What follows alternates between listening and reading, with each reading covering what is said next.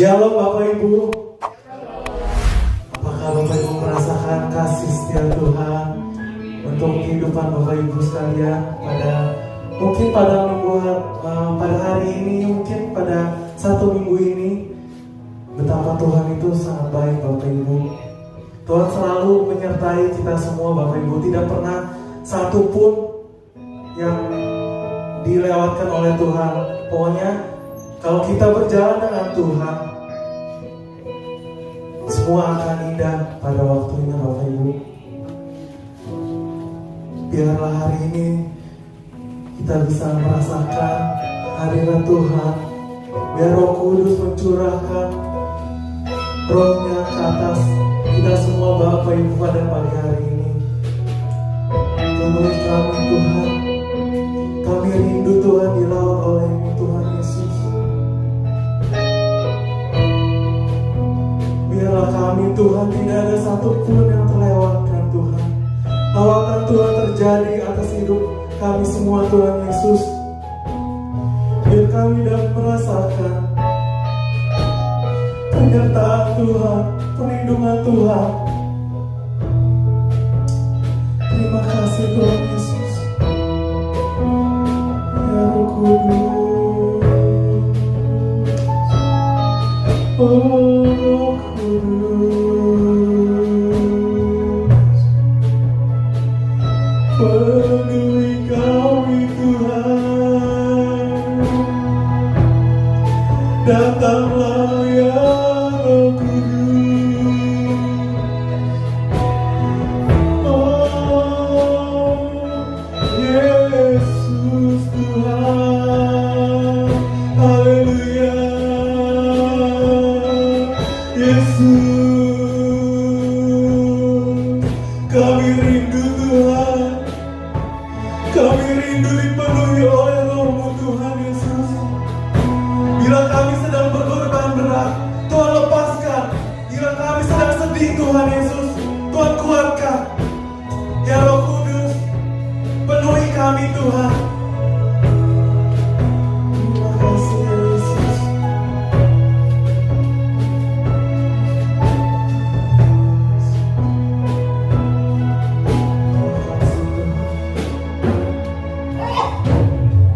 Yesus Tuhan ditinggikan atas segala alam, dimuliakan naik ke surga, berikan Roh Kudus-Nya. Datanglah sekarang, penuhi kami dengan kuasa-Mu. Penuhi kami Tuhan, penuhi kami sekarang ini dengan api Roh-Mu. Ya Roh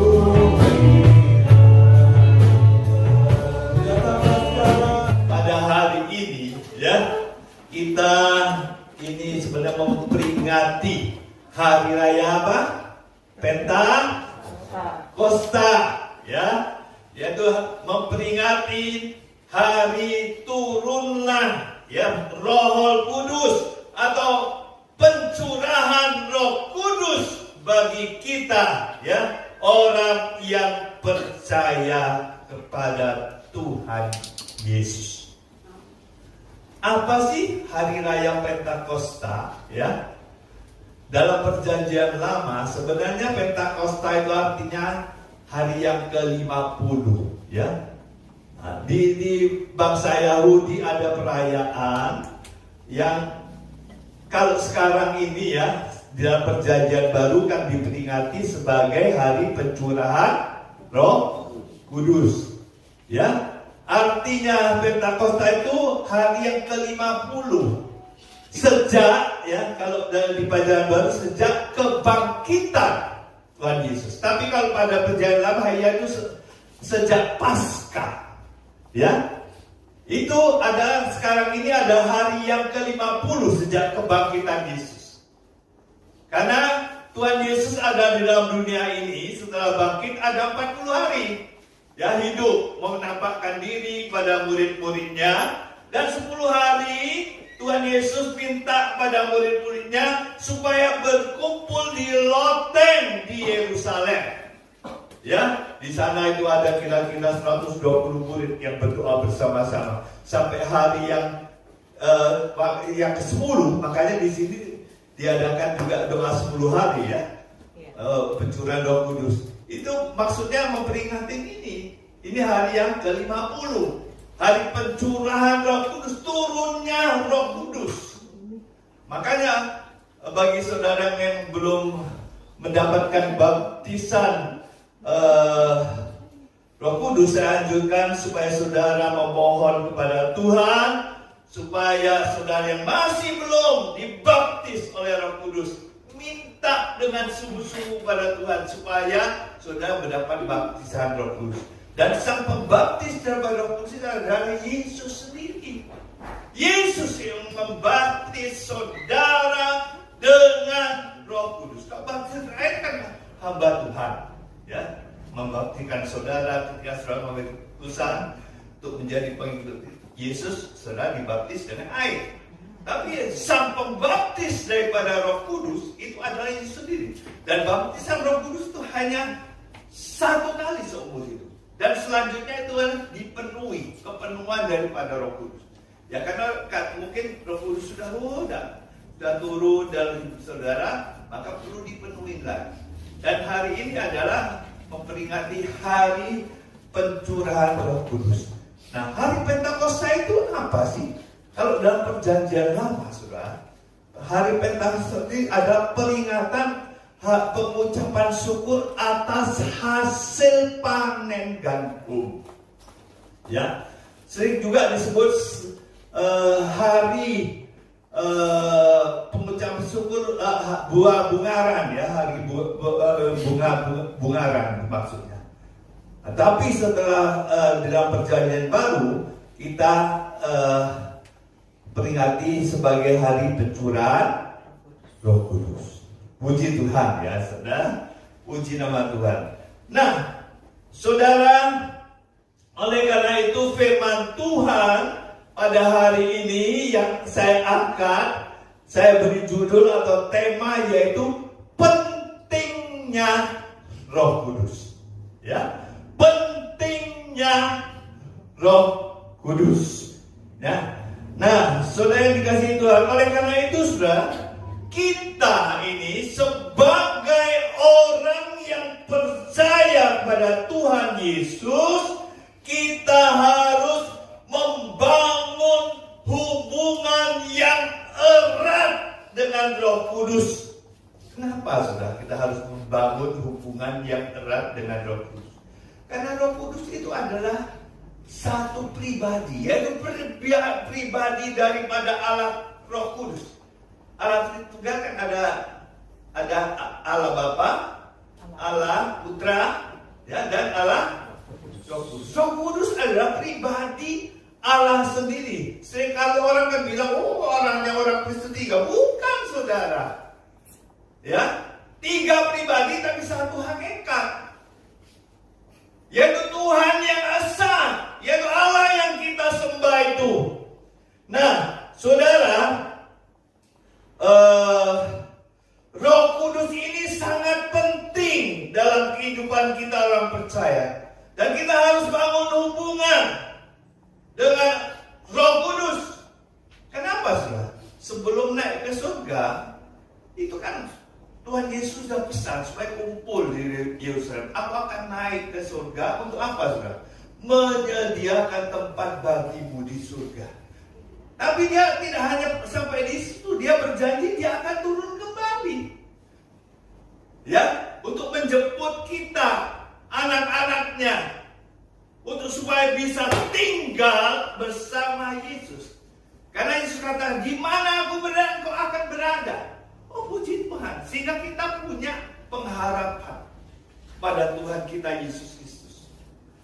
Dan satu hal lagi, Tuhan Yesus bukan Allah yang mati, tapi Allah yang hidup. Ya, Allah yang hidup, kita bangga memiliki Allah yang hidup. Puji nama Tuhan, saudara.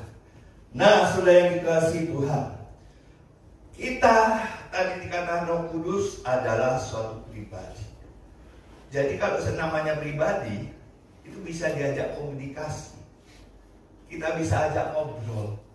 Karena itu ketika saudara percaya pada Tuhan Yesus, Roh Kudus itu tinggal masuk dalam kehidupan saudara.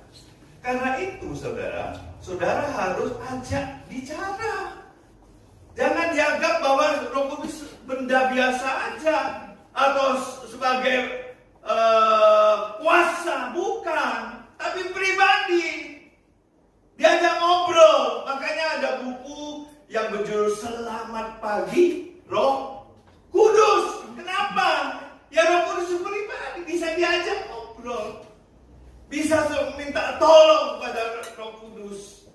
Ya, karena Roh Kudus juga Allah sendiri, dan tubuh kita, kehidupan kita ini adalah bait Roh Kudus. 1 Korintus 16 ayat 9. Tubuh kita bait Roh Kudus. Jadi harus dijaga supaya tubuh saudara itu bersih. Tempat tinggal Roh Kudus harus bersih. Kalau tempat tinggal yang kotor, Roh Kudus tidak betah. Kalau sudah hidup dalam dosa tiap hari gitu ya, Roh Kudus tidak bisa keluar lagi. Itu bahaya, saudara. Begitu Roh Kudus keluar, ya, yang tadinya tubuh kita yang dikuasai oleh dosa, iblis yang menguasai. Begitu Roh Kudus masuk, keluar si iblis. Tapi kalau Roh Kudus tidak betah, dia keluar dari hidup saudara. Kemudian iblis berusaha untuk masuk dan bawa teman-temannya sampai 7 kali lipat. Banyak orang untuk menguasai kehidupan saudara lagi. Dia tidak terima, saudara. Oleh karena itu saudara harus jaga. Berkomunikasilah dengan Roh Kudus. Jadi sangat penting Roh Kudus yang ada dalam kehidupan saudara. Ya. Nah, pada hari ini saya akan memberikan kenapa sih Roh Kudus itu penting bagi kita orang yang percaya pada Tuhan Yesus.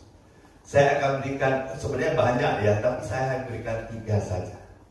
3 alasan kenapa Roh Kudus itu penting bagi kita orang yang percaya kepada Yesus. Ya, sebagai alasan yang pertama, yaitu karena Roh Kudus memberikan kuasa kepada kita untuk bersaksi. Ya, untuk kita memberitakan Injil atau memberitakan Yesus kepada orang yang masih belum mengenalnya.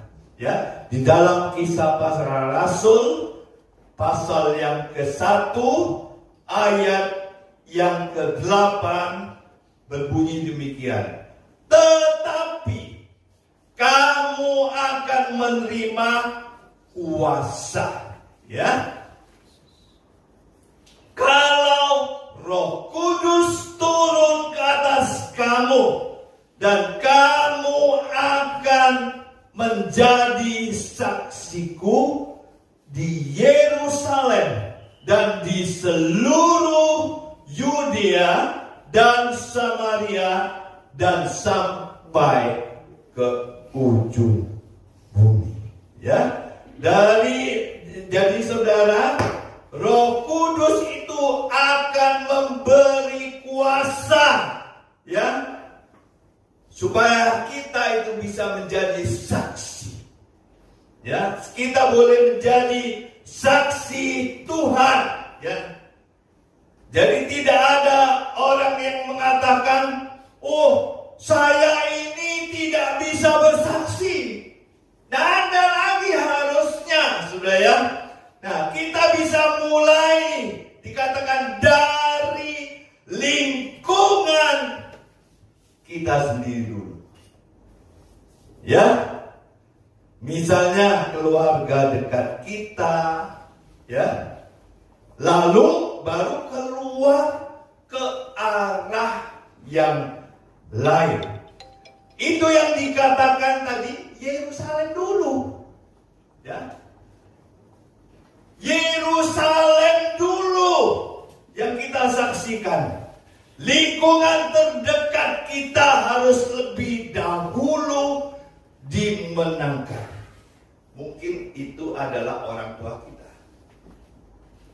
Mungkin itu adalah anak-anak kita. Atau mungkin itu adalah pasangan kita yang belum percaya kepada Yesus.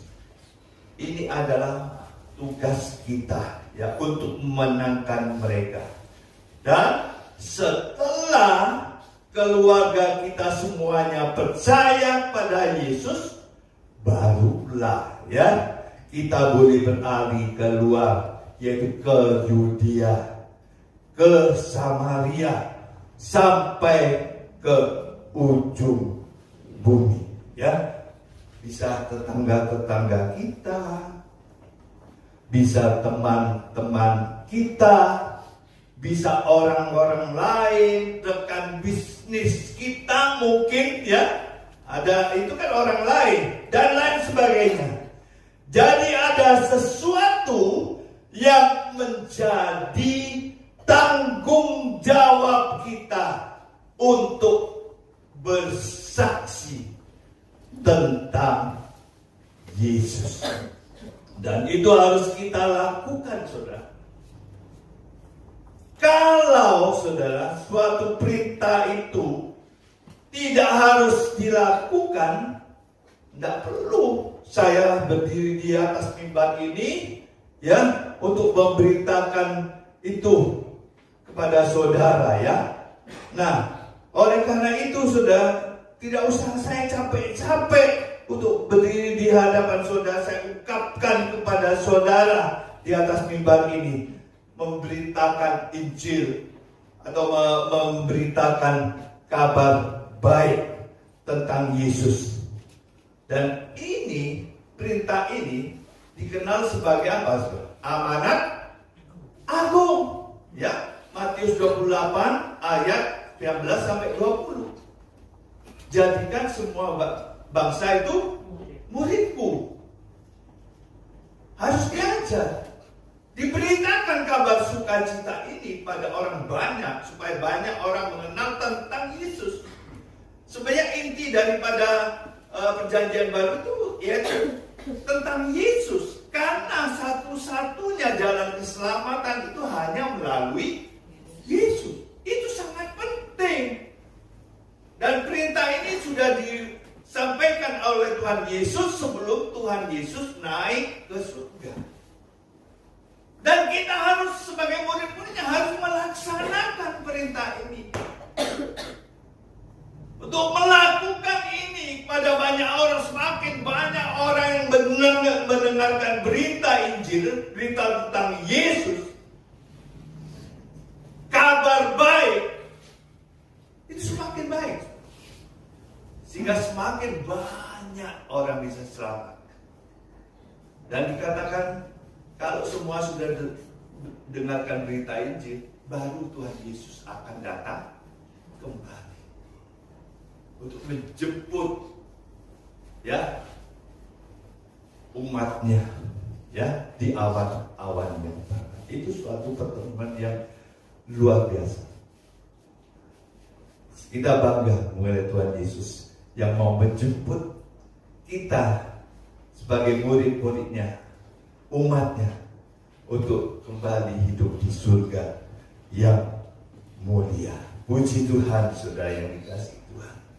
Jadi sekali lagi saya tekankan bahwa memberitakan Injil atau memberitakan tentang Yesus itu adalah suatu keharusan bagi kita orang percaya.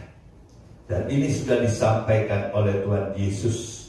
Ya, pesan ini sebagai amanat agung. Ya, puji nama Tuhan. Nah, saudara yang dikasihi Tuhan, sudahkah saudara itu sudah melakukannya? Sudahkah saudara memberitakan Injil atau sudah melakukan perintah Tuhan Yesus dalam kehidupan saudara? Memberitakan kabar baik pada orang di sekitar kita. Mungkin itu lingkungan di sekitar kita, mungkin lingkungan keluarga kita atau teman-teman kita. Sudahkah mereka dimenangkan? Jangan sampai ya ketika saudara ya kembali ke surga, sementara kita ini ada di surga, nah, saudara, kemudian teman-teman kita ini atau keluarga kita ada di neraka. Lalu dia bilang begini, dia berkata, engkau begitu jahat, engkau tahu jalan keselamatan, tapi kenapa engkau tidak memberitahu kepada? Jangan sampai mereka mengecam saudara tidak mau tahu, tidak memberitahukan jalan keselamatan. Engkau hanya enak sendiri tinggal di surga, sedang kami ada di neraka selama-lamanya, tersiksa. Jangan, ya. Dan saudara harus mempertanggungjawabkan apa yang saudara lakukan.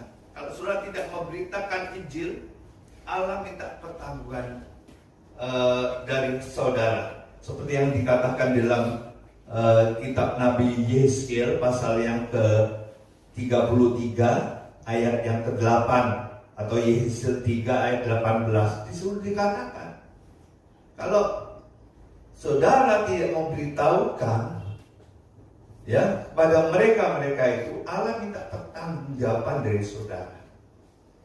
Ya, Allah sendiri.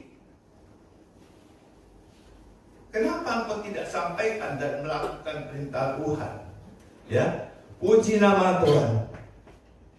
Sehingga mereka mengatakan di neraka sana, kamu jahat sekali ya, tidak memberitahukan hal ini. Padahal engkau tahu. Ya, puji nama Tuhan. Nah, saudara, ingat saudara, menjadi suatu kewajiban kita untuk memberitakan Yesus kepada orang yang belum percaya kepadanya. Dan itulah ya pentingnya Roh Kudus. Sudah memberikan kuasa kepada saudara untuk bersaksi, menjadi saksi Yesus. Yang kedua, alasan yang kedua. Nah, alasan yang kedua yaitu karena Roh Kudus mampu merubah dan memperbarui karakter kita. Nah, saudara bisa baca di dalam 1 Samuel pasal yang ke-10 ayat yang ke-6. 1 Samuel yang ke-10 ayat yang ke-6. Begini bunyinya. maka roh Tuhan akan berkuasa atasmu. Engkau akan kepenuhan bersama-sama dengan mereka dan berubah menjadi manusia lain. Nah, ketika saudara membaca ayat ini, saudara, maka saudara bisa mengerti mengapa Roh Kudus itu penting. Dikatakan di sini, saudara, ketika Roh Kudus itu memenuhi, dikatakan kepenuhan, dikatakan dengan Roh Kudus, maka kita berubah menjadi manusia yang lain. Jadi terjadi suatu perubahan. Ya saudara? Karena apa saudara? Karena Roh Kudus memenuhi kita. Ya, saudara sering dengar banyak sekali pendapat orang bahwa karakter orang atau watak daripada orang itu tidak dapat dirubah. Ya, sehingga sering mereka mengatakan begini, ya memang sudah wataknya kok, ya mau apa lagi? Kan sering selalu dengar gitu. Masa wataknya sudah begitu, karakternya sudah begitu, mau apa lagi?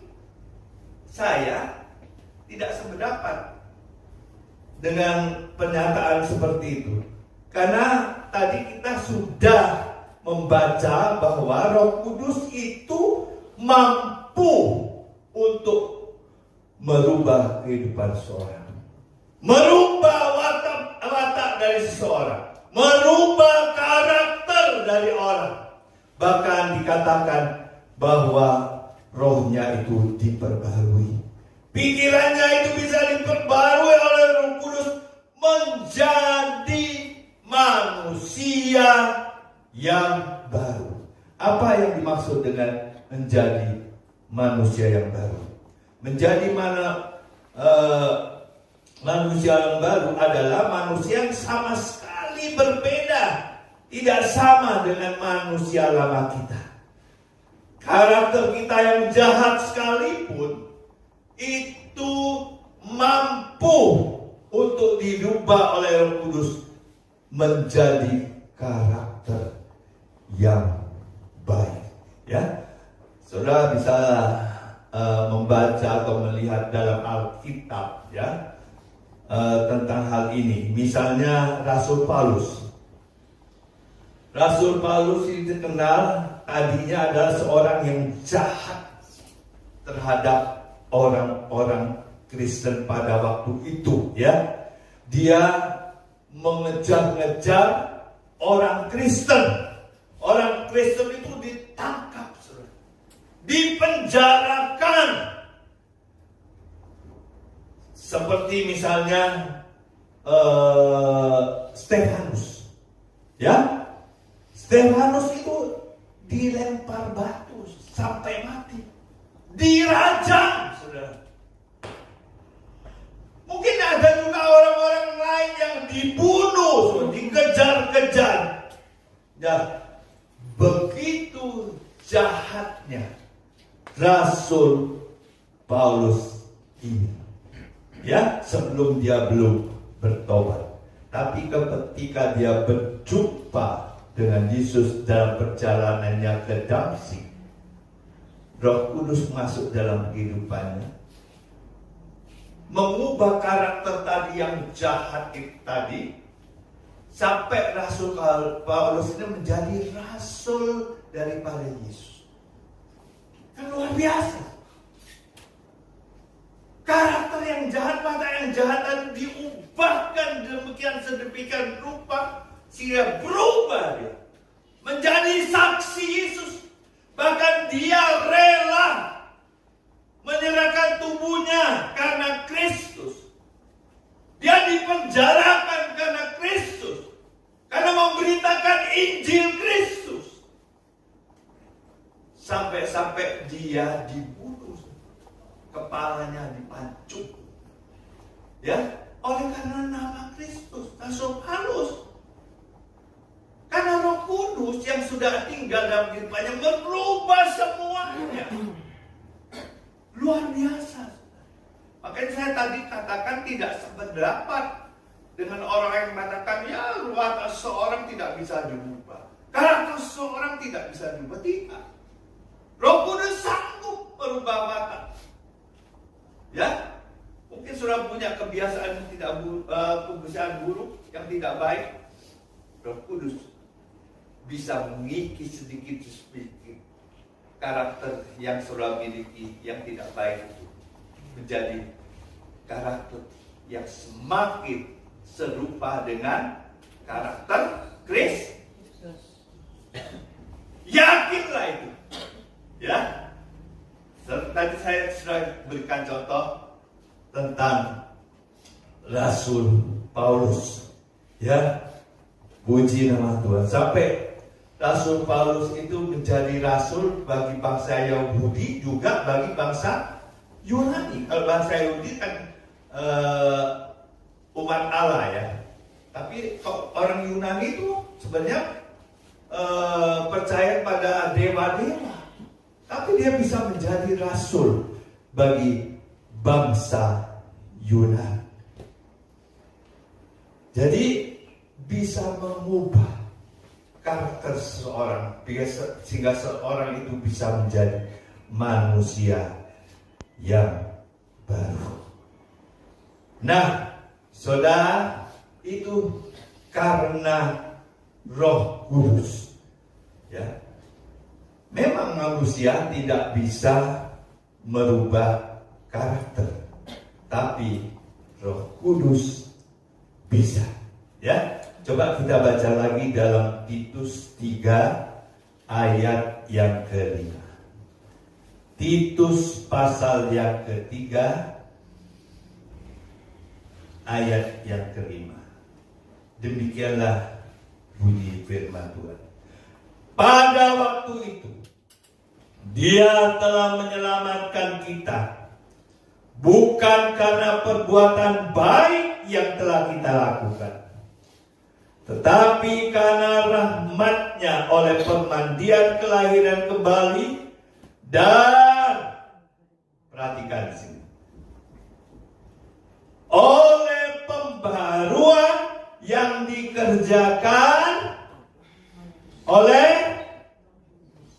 Roh Kudus. Jadi sudah Roh Kudus ini mampu untuk memperbarui watak dan karakter kita menjadi manusia yang baru, yang sama sekali baru. Sudah dikatakan yang lama sudah ditinggalkan.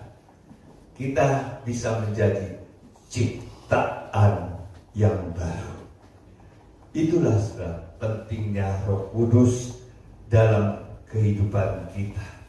Karena Roh Kudus mampu untuk merubah dan memperbarui watak dan karakter kita. Itu yang ketiga, yang terakhir sekarang. Alasan yang ketiga, kenapa Roh Kudus itu penting bagi kita orang yang percaya. Perhatikan saudara, tadi yang pertama dikatakan karena Roh Kudus memberi kuasa untuk bersaksi, untuk memberitakan Injil. Yang kedua, karena Roh Kudus itu bisa merubah karakter dan watak, ya, merubah dan memperbarui watak dan karakter kehidupan kita.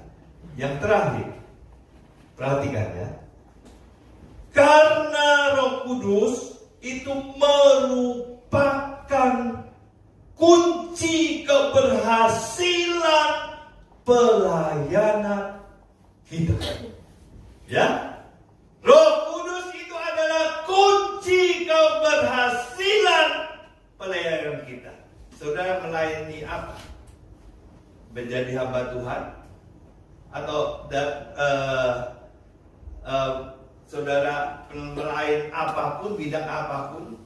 Ya, mungkin saudara bisa menginjil ke daerah baru, orang Badui sana misalnya. Tapi kunci pelayanan kita itu hanya Roh Kudus. Coba kita baca di dalam 1 Korintus pasal yang ke-12 ayat yang ke-3. 1 Korintus pasal yang ke-12 ayat yang ke-3. Perhatikan baik-baik, saudara. Karena itu, aku mau meyakinkan kamu bahwa tidak ada seorang pun yang berkata-kata oleh Roh Allah dapat berkata, terkutuklah Yesus. Dan tidak ada seorang pun yang dapat mengaku bahwa Yesus adalah Tuhan selain oleh Roh Kudus. Nah, saudara, jadi di sini tanpa Roh Kudus, pelayanan kita semuanya itu akan sia-sia. Kalau sampai ada seorang yang bertobat, dan mengaku bahwa Yesus itu adalah Tuhan,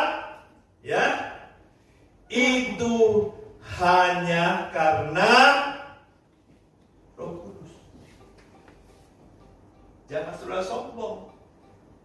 Bukan karena kepandaian kita, bukan karena kemampuan kita berkhotbah menyampaikan firman.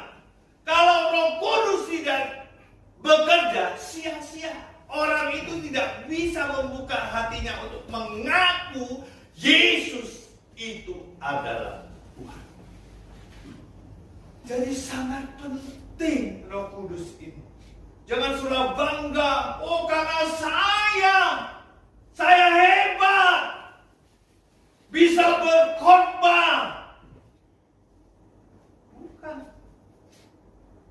Kunci keberhasilannya itu karena Roh Kudus ikut bekerja, sehingga orang itu bisa untuk bertobat, mengaku Yesus adalah Tuhan dan Juru Selamat oleh karena Roh Kudus. Puji nama Tuhan. Jadi pelayanan kita ini itu, saudara, karena Roh Kudus mau turun bekerja bersama dengan kita. Jangan kita andalkan karena kepandaian kita atau karena kemampuan kita. Dan penyertaan Roh Kudus itu sangat penting dalam pelayanan kita. Karena itu Nabi Zakaria mengatakan, saudara, dalam Zakaria 4 ayat yang ke-6, dia katakan, bukan karena keperkasaan kita, tapi karena Roh Tuhan. Ada nyanyiannya kan?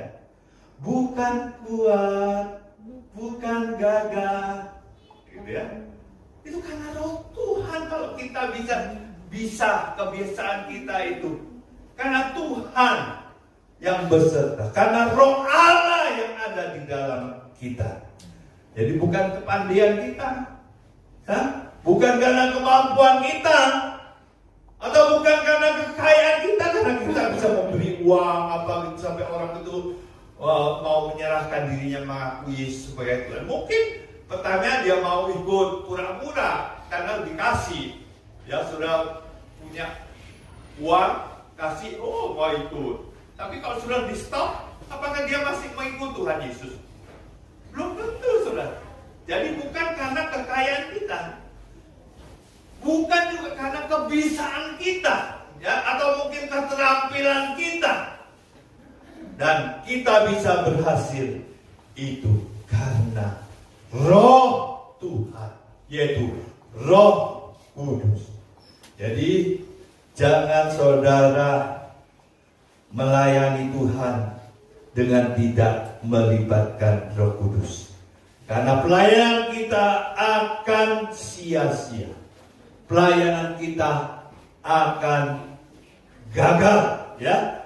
Setiap kita yang mau melayani, saya pesan kepada saudara sekalian, mari kita undang atau sertakan Roh Kudus. Roh Kudus yang mengambil alih semuanya, ya. Kita cuma menyampaikan firman, ya. Selanjutnya Roh Kudus yang bekerja dalam hati orang itu, ya. Roh Kudus yang akan bekerja. Sementara itu Roh Kudus akan menjamah setiap hati orang yang mendengarkan berita firman yang saya sampaikan, ya, dan mengambil keputusan untuk mau percaya, menerima Tuhan menerima Tuhan Yesus sebagai Tuhan dan Juru Selamat. Sampai dia mau percaya pada Yesus oleh karena Roh Kudus. Karena sangat jelas, tanpa Roh Kudus tidak ada orang yang mengaku Yesus sebagai Tuhan. Ingat, ya, hanya oleh Roh Kudus. Bukan karena kepastian kita, bukan karena kemampuan kita. Dan sebagai review, kita sudah belajar mengapa Roh Kudus itu penting dalam kehidupan kita orang yang percaya kepada Tuhan Yesus. Tadi saya cuma mengemukakan 3 alasan saja. Ya, mungkin masih banyak alasan yang lain, tapi saya kemukakan 3 alasan, yaitu 1, karena Roh Kudus memberikan kuasa kepada kita untuk menjadi saksi atau untuk memberitakan Injil. Kisah 1 ayat yang ke-8. Yang kedua, alasan yang kedua yaitu karena Roh Kudus mampu untuk merubah dan memperbarui karakter kita.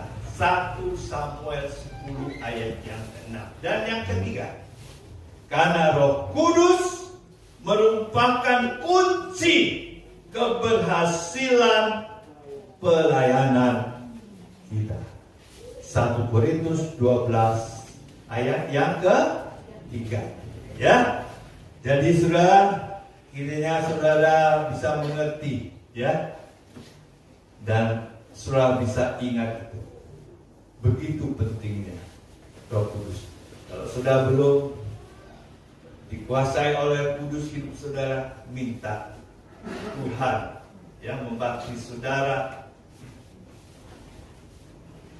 dan saudara bisa berkomunikasi dengan Roh Kudus yang ada dalam kehidupan saudara. Tuhan Yesus memberkati. Penuhi kami dengan kuasa. Minta dengan sungguh-sungguh, saudara. Minta kepada Yesus sama Lord is love. Sekarang ini dengan hati roh. Sekali lagi minta, datanglah sekarang. Datanglah sekarang, penuhi kami. Engkau mendengar seruan daripada hamba-Mu.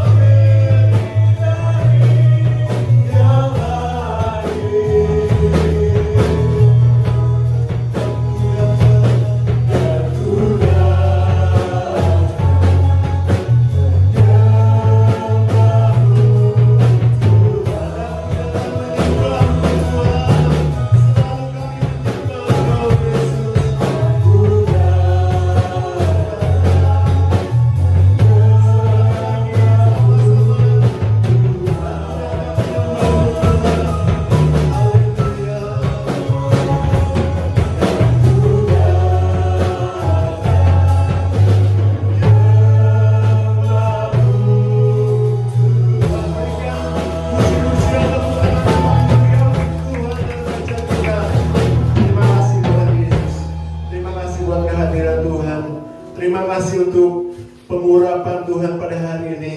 Terima kasih Bapa, kami diingatkan oleh firman Tuhan bahwa betapa pentingnya kami punya Roh Kudus dalam kehidupan kami yang akan selalu menghibur kami, memberikan kekuatan buat kami, mensupport kehidupan kami. Bahkan Tuhan Yesus, Engkau akan menjadikan kami menjadi anak-anak Tuhan yang diurapi Roh Kudus, menjadi berkat, menjadi terang buat dunia ini Tuhan Yesus. Dan banyak orang boleh percaya melalui kami Tuhan Yesus, karena di dalam kami ada Roh Kudus. Dan Roh Kudus itu yang akan membuat kami bisa menyaksikan tentang semua kebaikan Tuhan, tentang semua kebenaran Tuhan, firman Tuhan kepada banyak orang. Dan banyak orang boleh percaya melalui Yesus, melalui kami. Terima kasih Bapa. Terima kasih Bapa untuk pada hari ini Bapa. Kami percaya semua yang hadir pada hari ini sudah diberkati Tuhan, sudah disembuhkan oleh Tuhan, sudah diberikan pertolongan oleh kuasa Roh Kudus. Dan kami boleh mendapatkan kemenangan demi kemenangan. Terima kasih Bapa, terpuji nama-Mu. Demikian juga Tuhan, teman-teman kami yang masih mengikuti ibadah online, Tuhan sudah memberkati mereka. Roh Kudus sudah memberikan pertolongan buat mereka. Tuhan Yesus sudah menyembuhkan sakit mereka. Dan minggu-minggu selanjutnya semua jemaat Kalvari boleh ibadah onsite di tempat ini Tuhan Yesus. Terima kasih Bapa, terpuji nama-Mu. Kami juga berdoa untuk tim pelayanan dari Pendeta Muda Chandra Wahono. Tuhan berkati Bapak, supaya Tuhan Yesus, keluarga Pendeta Chandra Wahono boleh menjadi berkat yang luar biasa Tuhan Yesus. Berkati juga di gerejanya, di mana digembalakan di sana Tuhan Yesus, di GBI Cimone Bapak. Jadi berkat buat jemaat di GBI Cimone, dan banyak jiwa boleh dimenangkan untuk Tuhan Yesus.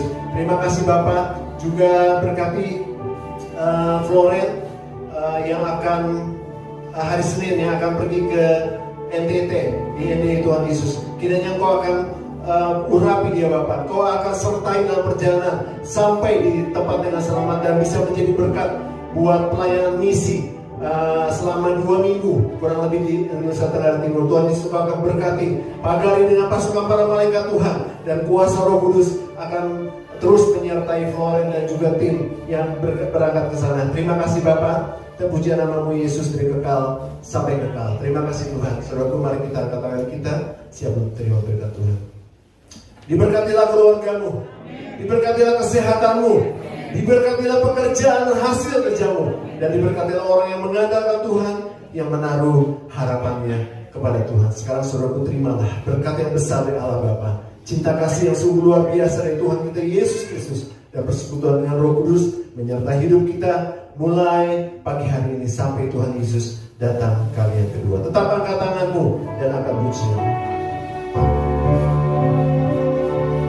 Allah Roh Kudus, jamah hatiku dengan urapanmu. Rindu selalu dekat denganmu, tinggal di hadiratmu. Allah Roh Kudus, Allah Roh Kudus, jamah hatiku dengan urapanmu. Rindu selalu Tuhan, selalu dekat denganmu, tinggal di hadiratmu, tinggal di hadiratmu, tinggal di hadiratmu, tinggal di hadiratmu, tinggal di hadiratmu. Selamat pulang, happy Sunday, Jesus bless you.